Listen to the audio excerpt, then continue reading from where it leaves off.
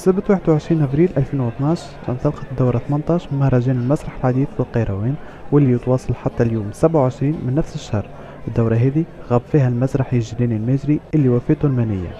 وترأس المهرجان السنة الشاعر والكاتب المسرحي عادل النقاطي، اللي يعتبر المهرجان قاعد يكبر وينضج من دورة الأخرى.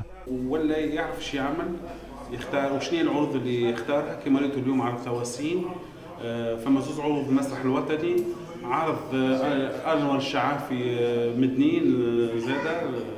ولي القيروان عبد المجيد اللغوان أكد على أهمية المسرح والفنون بصفة عامة في حياة المواطن، وأنه في تطور الفنون تطور الشعوب.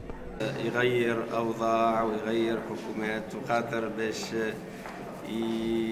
يحقق فعلا طموحات شعب اختار الحرية واختار الديمقراطية واختار طريق أنه معناتها يشارك كل فعاليات المجتمع المدني باش ينجح وباش يحقق طموحات شعبه إن شاء الله. الممثل حمادي الوهيبي ما كانش راضي على الوضعية الهيكلية والإدارية للمسرح، واعتبر وزارة الثقافة هي المسؤولة على الوضع المتأزم للمسرح.